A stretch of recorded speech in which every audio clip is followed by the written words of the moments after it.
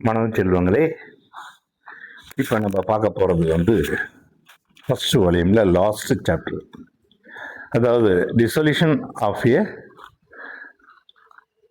Partnership firm. இது எப்படின்னா பிஸ்னஸே க்ளோஸ் பண்ணுறது தான் டிசொல்யூஷன் ஆஃப் ஏ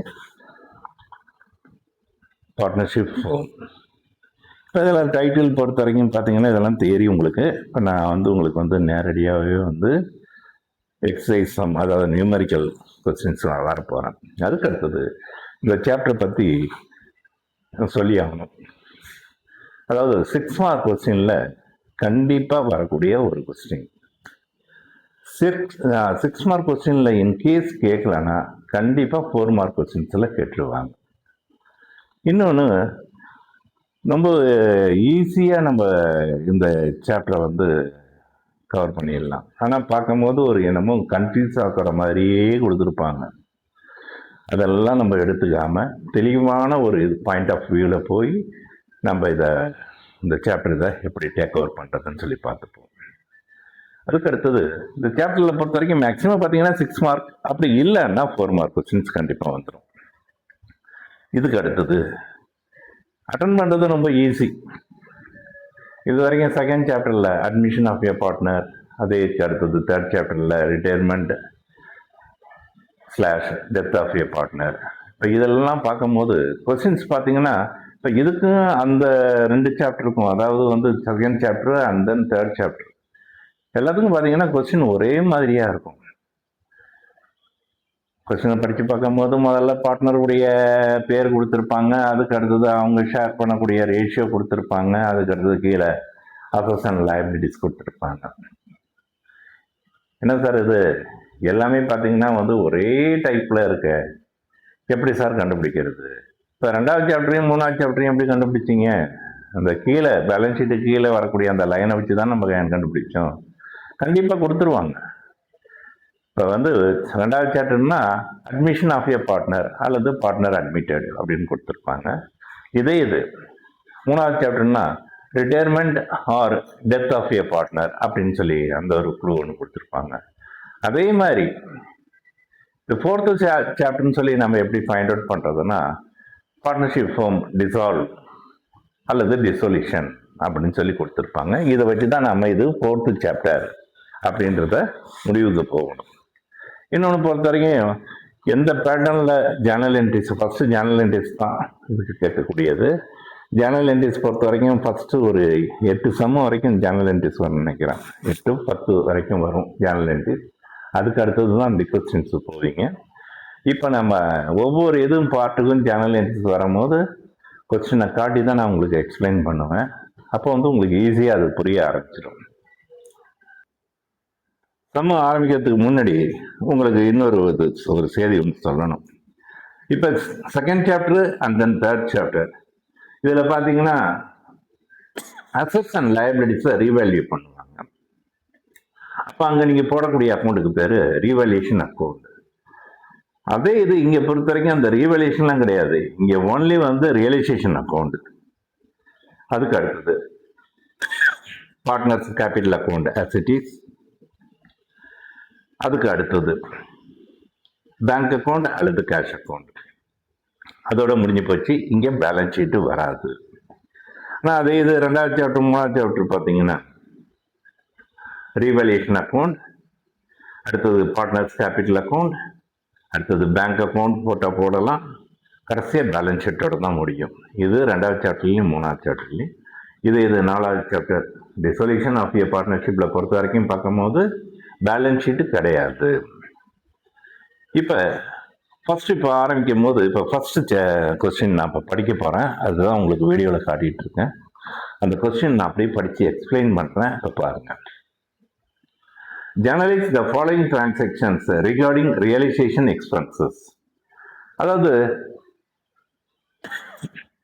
ரியலைசேஷன் பண்ணும்போது ஒரு அசட்ஸை நாம் விற்கும் போது கண்டிப்பாக கேஷை ரியலைஸ் பண்ணுவோம். அதே மாதிரி லைபிலிட்டிஸை பொறுத்த வரைக்கும் பார்க்கும்போது அமௌண்ட் பேபிள் பண்ணும் போதும் நம்ம கண்டிப்பாக அமௌண்ட்டை பேயபிள் பண்ணுவோம். அப்போ இப்போ நம்ம பார்க்கறது என்னன்னா ரியலைசேஷன் எக்ஸ்பென்சஸ். இப்போ இந்த ரியலைசேஷன் எக்ஸ்பென்சஸ் வந்துட்டாவே இப்போ நம்ம ஃபேர்மை பொறுத்த வரைக்கும் பார்த்தீங்கன்னா இது அது எக்ஸ்பென்சஸே கொடுத்துட்டாங்க. எக்ஸ்பென்சஸ்னாவே நம்மளை பொறுத்த வரைக்கும் ஒரு லாஸ் ஐட்டம்ஸ் மாதிரி தான் ட்ரீட் பண்ணிக்கணும். அப்போ ரீவல்யூஷன் அக்கௌண்ட்டை நீங்கள் என்ன பண்ணிடணும், டெபிட் பண்ணிடணும். ரீவல்யூஷன் சொல்லிட்டேன் தப்பா, ரியலைசேஷன் அக்கௌண்ட்டை நீங்கள் என்ன பண்ணிடணும், டெபிட் பண்ணிடணும். இதுக்கு அடுத்தது கிரெடிட் பண்ணக்கூடிய கேட்டகரிஸ் தான் அப்படியே ஒன் பை ஒன்னா அப்படியே சொல்கிறேன். இப்போ ஃபர்ஸ்ட் அட்ஜஸ்ட்மெண்ட்ஸ் ஒன்று படிக்கிறேன் பாருங்க. Realisation expenses amounted to rupees 2,50,000. அதாவது ரியலைசேஷன் எக்ஸ்பென்சஸ் நம்ம எவ்வளவு செலவு பண்ணியிருக்கோம்னா 2,500. அப்போ ரியலைசேஷன் எக்ஸ்பென்சஸ் வந்தாவே ரியலைசேஷன் அக்கௌண்ட் ஜேர்னல் என்ட்ரிஸில் டெபிட் பண்ணிடுங்க. அதுக்கு அடுத்தது கிரெடிட் பொறுத்த வரைக்கும் பார்க்கும்போது இங்கே நம்ம கேஷை தான் பே பண்ணியிருக்கோம். அப்போ 2 கேஷ் அக்கௌண்ட் போடுங்க, அப்படி இல்லைன்னா 2 பேங்க் அக்கௌண்ட் போடுங்க. அப்போ realisation account debit 2 bank account, நம்ம மேக்ஸிமம் பேங்க்னே வச்சுப்போம். அப்போ realisation account debit 2 bank account.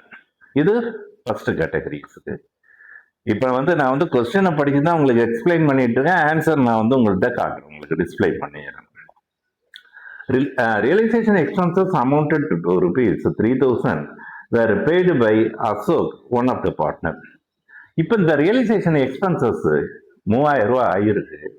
இந்த அமௌண்ட்டை யாரு செலவு பண்ணாங்கன்னா நம்ம ஃபோம்ல உள்ள பார்ட்னர் அசோக், அவர் தான் செலவு பண்ணியிருக்காரு.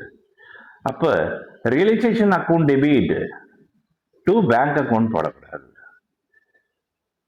எக்ஸ்பென்சஸ் வந்தாவே ரியலைசேஷன் நீங்கள் என்ன பண்ணிடணும், டெபிட் பண்ணிடுங்க. இப்போ கிரெடிட் பண்ண போது தான் இப்போ நம்ம பார்க்க போகிறோம். கேஷாக பே பண்ணீங்கன்னா 2 பேங்க்னு போட்டுடலாம். ஆனால் இங்கே பார்ட்னருடைய நேம் கொடுத்துருக்காங்க, எந்த பார்ட்னர் பே பண்ண மாதிரி. அவருடைய கேபிட்டல் அக்கௌண்ட்டை நீங்கள் கிரெடிட் பண்ணிடுங்க, வேற ஒன்றும் கிடையாது. அப்போ realisation account debit 2 Ashok capital account, வேற ஒன்றும் கிடையாது. ரெண்டாவதுக்கு. மூணாவது realisation expenses rupees 2,300 borne by Tarun personally. இந்த வேர்டிங் பர்சனலி வேர்டிங்கை அண்டர்லைன் பண்ணிக்கிங்க. இங்கே இந்த பர்சனலாக பே பண்ணால் அதெல்லாம் கணக்கிலே வராது. அப்போ ஜேர்னல் என்ட்ரிஸை நம்ம போட வேணாம். அந்த இடத்துல நோ என்ட்ரி. ஒன்றும் பிஸ்னஸுக்கு தெரிஞ்சு எல்லாமே இதாகும்.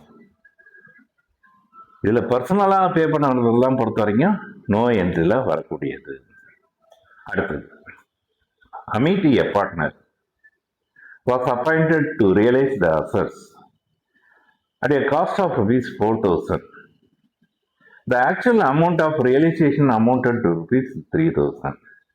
இப்போ அமிட் நம்ம பிஸ்னஸில் ஒரு பார்ட்னரு. அவர் இந்த அசட்ஸ் எல்லாம் விற்கிறதுக்கு நம்ம அப்பாயின்மெண்ட் பண்ணியிருக்கோம். எவ்வளோ செலவாயிருக்குன்னு பாருங்க. அடைய காஸ்ட் ஆஃப் அடைய எக்ஸ்பென்சஸ் அமௌண்ட் எவ்வளோ ஆயிருக்குன்னா ஆக்சுவல் 4,000 ஆயிருக்கு. ஆனால் எவ்வளோ அமௌண்ட் தான் பே பண்ணியிருக்காங்கன்னா 3,000 தான் பே பண்ணியிருக்காங்க. ஆனால் 3,000 தான் பே பண்ணியிருக்காங்கன்னா அதுக்கு அடுத்தது அவன் பணம் கேட்கலாம். 1,000 ரூபா இன்னும் சொச்சம் இருக்குன்னு சொல்லி கேட்கலாம். அதனால நமக்கு பொறுத்த வரைக்கும் உண்மையாலும் செலவு செய்யப்பட்டது எவ்வளவு, அசட்ஸை விற்று அதனுடைய எக்ஸ்பென்சஸ் அமௌண்ட் எவ்வளவு, 4,000 rupees. அதுதான் நீங்கள் கணக்கில் காட்டணும். அப்போ ரியலைசேஷன் அக்கௌண்ட் டெபிட் 2 யார் பே பண்ணா, அமிட். 2 AMET capital account. அவ்வளோதான். இப்போ நான் உங்களுக்கு இப்போ என்னென்னா ஆன்சர்ஸ் வச்சு நான் மறுபடியும் எக்ஸ்பிளைன் பண்ண போகிறேன். அப்போ அதை பாருங்கள். இப்போ கொஸ்டின் படிச்சுட்டு இப்போ ஆன்சரை நான் எக்ஸ்பிளைன் பண்ண பாருங்கள். First one, realisation expenses amounted to rupees 2,500. அப்போ என்ன ஆன்சர் எழுதியிருக்கேன் பாருங்கள். ஜேர்னல் என்ட்ரிஸ் ஹெட்டிங் போட்டுட்டு பர்டிகுலர்ஸ் டெபிட் கிரெடிட் போட்டாச்சு. அப்போ எக்ஸ்பென்சஸ் வந்துட்டாவே ரியலைசேஷன் அக்கௌண்ட்டை டெபிட் பண்ணிடுங்க. அப்போ ரியலைசேஷன் அக்கௌண்ட் டெபிட், வேற எதுவுமே அங்கே ஒன்றுமே இல்லாமல் அப்படியே சாதாரணமாகவே கணக்கை முடிச்சுட்டாங்க. அப்போ பணம் கொடுத்து தான் பே பண்ணியிருப்பாங்க. அப்போ 2 பேங்க் அக்கௌண்ட் அல்லது 2 கேஷ் அக்கௌண்ட், ரெண்டுத்தில் எது வேணாலும் போடலாம். அப்போ என்ட்ரிஸ் பொறுத்த வரைக்கும் realisation account debit 2 bank account. இப்போ நான் எதுக்குமே நரேஷன் எழுதலை பாருங்களேன். சார் நரேஷன் எழுதக்கூடாதா சார்? ஒன்றும் கிடையாது, நம்ம இஷ்டம் தான். நரேஷன் பொறுத்த வரைக்கும் நீங்கள் எழுதுகிற மாதிரி இருந்தீங்கன்னா அந்த கொஸ்டின் உள்ளதே நீங்கள் அப்படியே கொஞ்சம் எழுதி வச்சிடலாம். பீயிங் அதை மட்டும் சேர்த்துக்குங்க.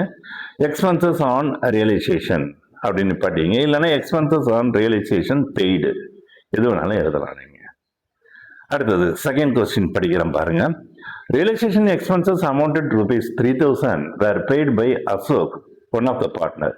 இப்போ இந்த ரியலைசேஷன் எக்ஸ்பென்சஸை வந்து நம்ம பணமா பே பண்ணல, அப்போ நம்ம பிஸ்னஸ்ல உள்ள அசோக் என்ற பார்ட்னர் பே பண்ணாரு. அப்போ என்ட்ரிஸ் போடும்போது ரியலைசேஷன் அக்கௌண்ட் டெபிட் டு யார் பே பண்ணாங்களோ அவங்க நேம் போட்டு capital account, to Ashok capital account. Narration பொறுத்த வரைக்கும் being expenses on realisation paid by யாரு, அசோக். இல்லைன்னா being expenses paid by Ashok, வேற ஒன்றும் கிடையாது. அடுத்தது மூணாவது என்ட்ரிஸ், மூணாவதுக்கு உள்ளது படிக்கிறேன் பாருங்க. ரியலைசேஷன் எக்ஸ்பென்சஸ் அமௌண்ட் எவ்வளோ வந்திருக்குன்னா 2300 ஒன் பை தருண். இது யாருனால செய்யப்பட்டதுன்னா தருணால செய்யப்பட்டது. அதோட இம்பார்ட்டன்ட் தான் கொண்டு வந்து போட்டுடலாம், realisation account debit to Tarun capital account சொல்லிட்டு. ஆனால் பர்சனலி அப்படின்ற வார்த்தை கொடுத்ததுனால நம்ம என்ட்ரியே போட வேண்டாம், அந்த இடத்துல நோ என்ட்ரி. அதாவது எப்படி எழுதணும்னா no entry will be passed as the expenses are borne personally by Tarun, அப்படியே எழுதி வைக்க வேண்டியது தான். அந்த இதை கொஸ்டின் கேட்டிருக்கிறத அப்படியே எழுதி வைக்க வேண்டியது தான். அப்போ நம்ம நோ என்ட்ரி போட்டாச்சு. இது இப்போ எந்த வேர்டு வந்ததுன்னா பர்சனலி என்ற வேர்டு வந்ததுனால நம்ம அதுக்கு நோ என்ட்ரி போட்டோம். இப்போ fourth one, Hamid, a partner, was appointed to realize the assets at a cost of ₹4,000. எவ்வளவு செலவு பண்ணியிருக்காரு அந்த பார்ட்னரு? 4,000 செலவு பண்ணியிருக்காரு. ஆனால் அந்த actual amount of realisation amounted rupees எவ்வளோன்னு கொடுத்துருக்காங்க? 3,000. இப்போ நம்ம பொறுத்த வரைக்கும் செலவு பண்ணுறது தான் பார்க்கணும். எவ்வளோ அமௌண்ட்னா 4,000. அப்போ realisation account debit to Amit capital account எவ்வளோ அமௌண்ட் போட போறீங்கன்னா 4,000. இப்போ narration being expenses paid to Amit அல்லது பெய்ட் பை அமித். ஓகே, இப்போ நம்ம வந்து ஃபர்ஸ்ட் சம் முடிச்சாச்சு. இப்போ அதுக்கு அடுத்து நம்ம செகண்ட் சம் பார்ப்போம்.